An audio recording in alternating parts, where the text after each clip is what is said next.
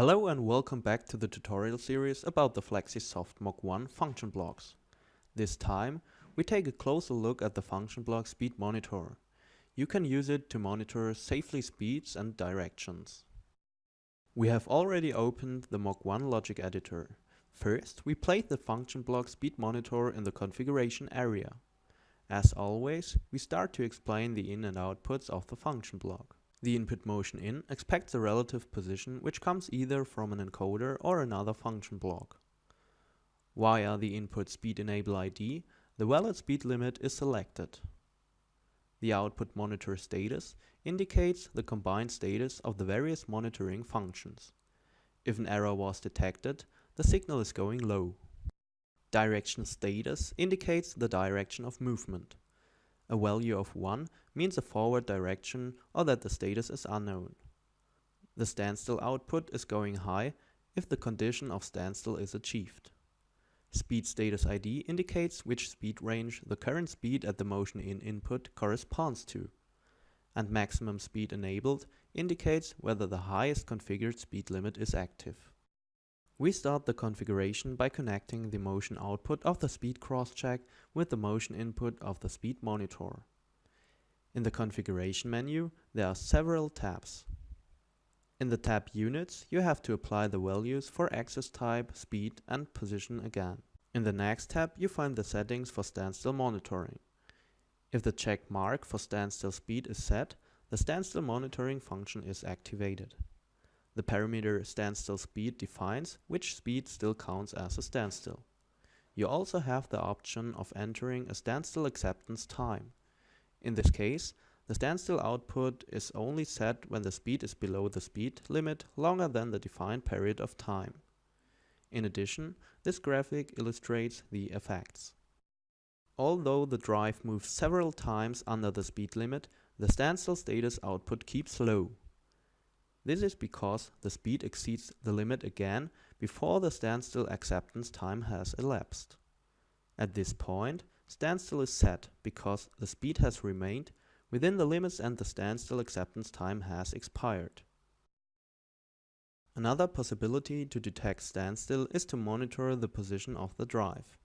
Therefore, you can also activate a standstill position monitoring. The parameter standstill position tolerance defines which relative position change still counts as a standstill.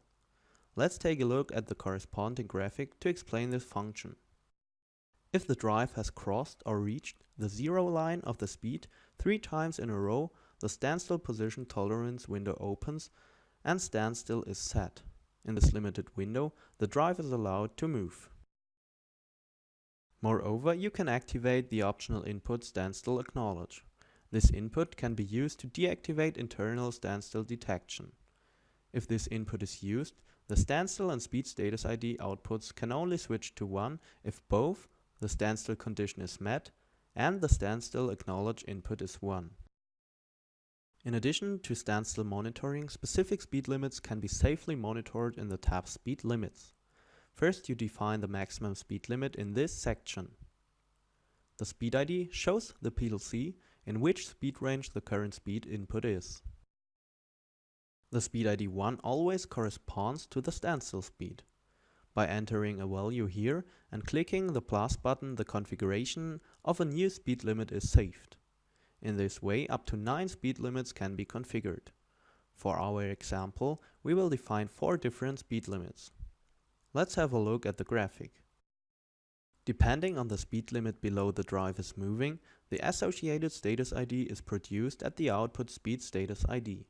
That means, if the drive moves inside speed limit 1, then the ID 1 is produced. If the drive moves inside speed limit 2, then the ID 2 is generated. For the illustration of the next function speed filter, we will take a look at the relevant graphic. There you can see the movement function of the drive again. On the horizontal, there are the defined speed ranges. This feature can be used to tolerate short-term exceeding of the speed. The parameter maximum distance for speed filter determines the extent to which an exceeding of the relevant speed limit is tolerated. Here, A maximum distance is configured, which the drive may additionally cover despite exceeding the relevant speed limit. If the maximum speed is exceeded, as you can see there, then the drive has moved too long distances while driving in a forbidden speed range.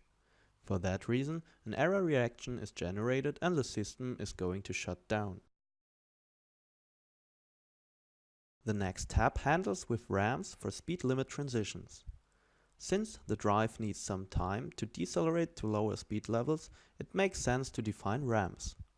This prevents shutdowns during the transition from speed levels. Here you can define a delay time until the start of transition ramp.